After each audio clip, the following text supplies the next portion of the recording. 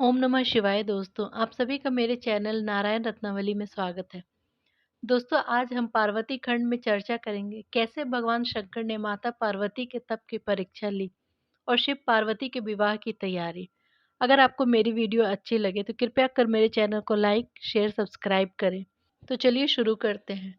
उन सप्त ऋषियों के चले जाने पर भगवान शिव ने खुद ही पार्वती जी के तपस्या की परीक्षा लेने की इच्छा की। वे एक बूढ़े ब्राह्मण ब्रह्मचारी का वेश बनाकर तपस्या में लीन भगवती पार्वती के पास पहुंचे। उन्होंने पार्वती से पूछा, तुम कौन हो और किसकी कन्या हो? इस निर्जन वन में रहकर इतनी कठिन तपस्या क्यों कर रही हो? पार्वती जी ने अपना परिचय देते हुए ब्रह्मचारी को अपनी पूरी बात बताई और कहा, वे बहुत समय से कठोर तपस्या कर रही हैं और उनके बाद भी उन्हें सदाशिव प्राप्त नहीं हुए हैं। इस कारण अब मैं अग्नि में प्रवेश करूंगी। इस प्रकार कहकर पार्वती जी ब्रह्मचारी द्वारा मना करने पर भी अग्नि में प्रवेश कर गईं, परंतु उस समय अग्नि चंदन के समान शीतल हो गई। ब्रह्मचारी ने पार्वती जी से पूछा, तुम अपनी तपस्या का सत्य सत्य कारण बताओ। पार्वती जी ने कहा, मैंने मन, वचन और कर्म तीनों से शंकर जी को ही अपना पति माना है।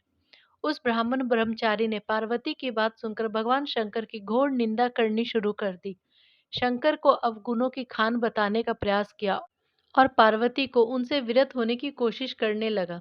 उस ब्राह्मण के इस प्रकार की बातें सुनकर पार्वती जी क्रोधित हो गई और शिव निंदक ब्राह्मण से बोली, आप ब्रह्मचारी का रूप धारण करके मुझे छलना चाहते हैं, इसलिए ऐसी कुतर्क भरी बातें मुझसे कह रहे हैं। वे सदाशिव निर्गुण ब्रह्म है और कारणवश शगुन हो जाते हैं। तो 7 जन्मों का दरिद्र हो वह भी यदि शंकर जी की सेवा कर ले तो उसे लोक में स्थिर रहने वाली लक्ष्मी की प्राप्ति होती है।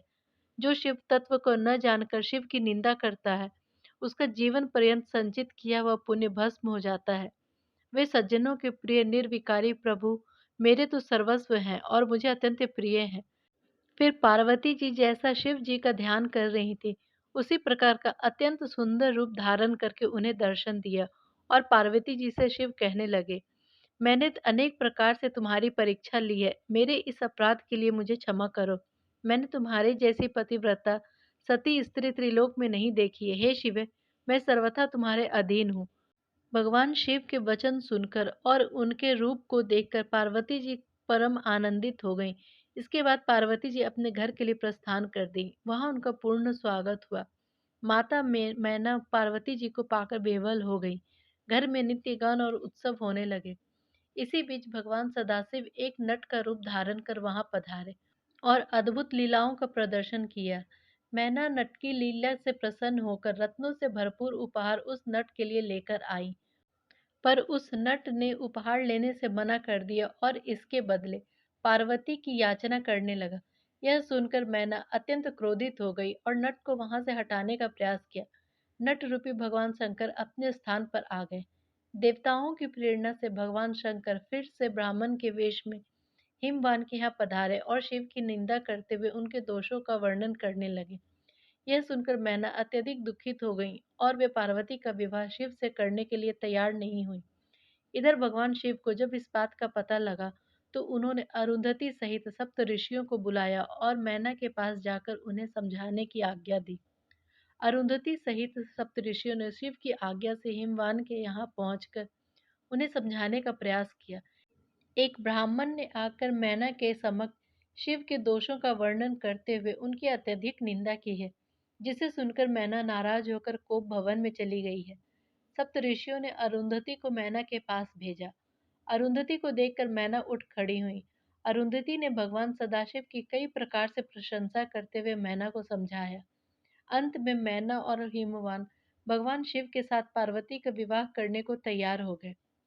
सप्तऋषियों ने भगवान शंकर के पास जाकर उन्हें यह समाचार विस्तार पूर्वक बताया और कहा, वेदोक्त विधि से पार्वती का पानी ग्रहण कीजिए। इधर हिमवान ने विवाह की तैयारियां आरंभ कर दी थी और विश्वकर्मा के द्वारा बारातियों के लिए कृत्रिम आवास का निर्माण करवाया। भगवान शिव के पास लगन पत्रिका भेजी गई, जिसे पढ़कर वे अत्यंत आनंदित हुए और नारद जी के द्वारा सभी देवताओं, मुनियों, सिद्धों और अन्य लोगों को विवाह में सम्मिलित होने के लिए निमंत्रण भेजा गया। उसके बाद सभी देवता, यक्ष, दानव, नाग, पक्षी, अप्सरा सभी लोग विवाह उत्सव में शामिल होने के लिए पधार रहे। भगवान विष्णु के अनुरोध करने पर भगवान सदाशिव ने पूजा आदि सब कार्य वेदोक्त विधि से किया। फिर भगवान शिव अपने गणों और नंदी आदि के साथ अपनी बारात को लेकर हिमाचल पुरी की ओर चल पड़े। दोस्तों, अगली वीडियो में हम भगवान शिव की बारात का वर्णन करें।